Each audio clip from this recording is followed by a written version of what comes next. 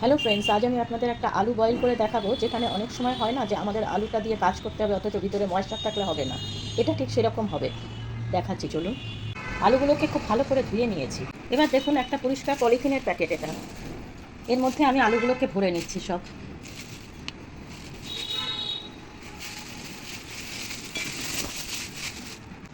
দেখুন, একটু হালকা জায়গা ছেড়ে আমি এটাকে ভালো করে গিট বেঁধে নিয়েছি। এবার মাইক্রো ওভেনে আমি 8 মিনিটের জন্য দিয়ে দিচ্ছি। দেখুন, আলু বয়েল হয়ে গেছে। একটু ঠান্ডা হোক, আমি আপনাদেরকে ছুলে দেখাচ্ছি। এরকম বুড়ি মানুষের চামড়ার মতন কুচকানো দেখতে হবে।